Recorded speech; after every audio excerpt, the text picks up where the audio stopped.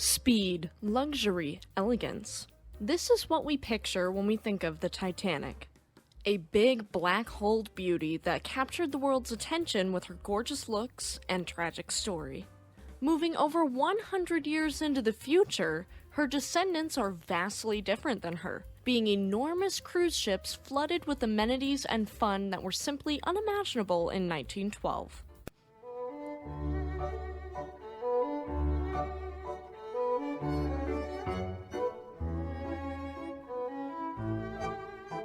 Welcome to Fast Facts Friday. My name is Eleanor. Just a quick disclaimer for a younger audience before we dive in. This story may be disturbing to some, so viewer discretion is advised. Okay everyone, let's get into it. When looking at ocean travel, two types of ships tend to stand out. Ocean liners for their beauty, efficiency, and iconic stories, and cruise ships for their amenities, enormous size, and the beautiful locations they visit. When we stop and look at their designs, purposes, and history, they are wildly different, and we will explore that today. First, let's look at design and purpose. Ocean liners are designed for transoceanic travel, built to withstand the waves at open sea while providing a smooth, comfortable journey for passengers. Typically, they have sharp, knife-like bows to cut through the ocean and sleek, streamlined hulls that are thicker and typically double-hulled for safety. Their engines are typically more powerful as they can reach higher speeds for greater efficiency.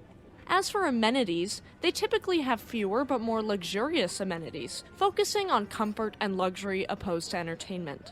The water draft is often deeper on an ocean liner for greater stability in unpredictable seas, and the ships themselves are often narrower and smaller than cruise ships.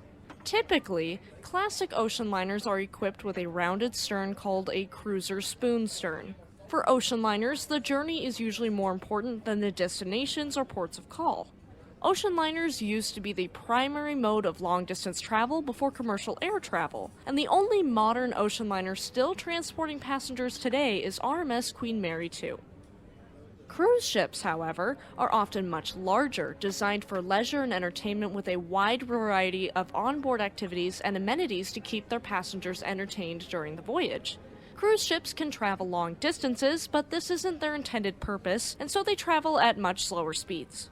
The priority is comfort, with spacious cabins, activities, amenities, and gourmet dining options. Their air draft is usually far greater than their water draft, and they are equipped with stabilizers for added stability.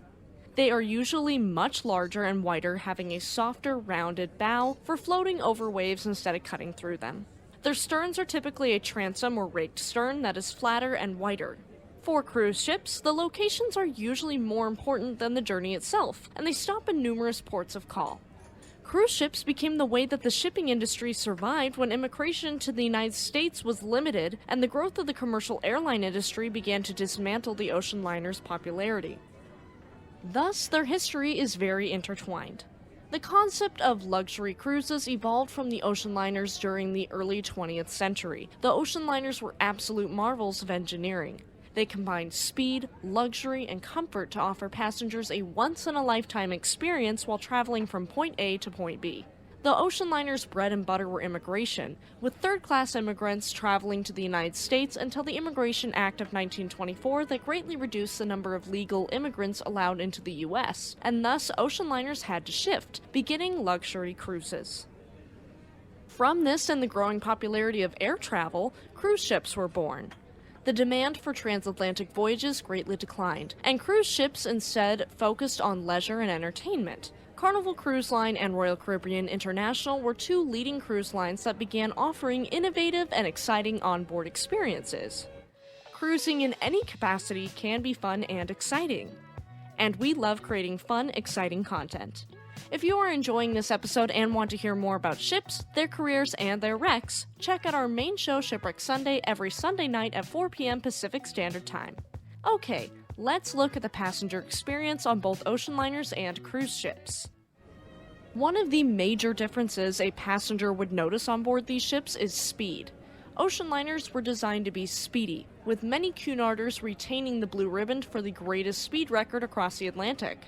Ocean liners oftentimes provided weekly services across the Atlantic, so they were incredibly fast. Cruise ships focus on comfort and amenities over speed and efficiency, so they are much slower. They also usually don't travel as far, so speed isn't necessary. In terms of size, cruise ships are usually much larger and spacious, with the ratio of their length to width more even than that of ocean liners, which are typically a 1:10 ratio in terms of width to length. Ocean liners are more compact, narrow, and focused on maximizing speed and efficiency. Ocean liners were very swank and bougie, with elegant interiors, lavish dining rooms, grand staircases, and opulent cabins. Cruise ships, while still offering luxury, tend to be more relaxed and casual, focusing on informal dining and entertainment options, some even including roller coasters or water parks. Ocean liners evolved out of changing necessities to become cruise ships, and now they are all but extinct. Their legacy will always live on in infamous stories like Titanic, or in exhibits that still exist, like RMS Queen Elizabeth II and RMS Queen Mary, two ocean liners that exist as floating hotels. Hopefully, if demand increases enough, more ocean liners will come about, and the legacy won't die with Queen Mary II. Cruise ships like Icon of the Seas push the boundaries of what is possible in terms of amenities and onboard experiences, truly embodying what it means to be a cruise ship. Though cruise ships share some similarities with ocean liners, they are fundamentally different with different purposes. Ocean liners were the epitome of luxury, elegance, and efficiency, while cruise ships are more casual, fun-oriented. Both have played a big role in the history of maritime travel and still continue to offer unique experiences to passengers around the world. Ocean liners will always be a fan favorite for ship fanatics around the world, with the cruise ship being more mixed to this community and a fan favorite for casual vacationers worldwide. Cruise ships can still be gorgeous, interesting vessels, and hopefully they can continue to honor the past as well as embrace the future. We will always mourn the loss of ocean liners in the past, and hope for the best for the future of these amazing vessels. If you liked that story and wanted to hear something similar, check out our ocean liners playlist in the cards. Stay tuned this Sunday for the story of SS Ile-de-France, a French ocean liner that played a huge role in the sinking of SS Andrea Doria.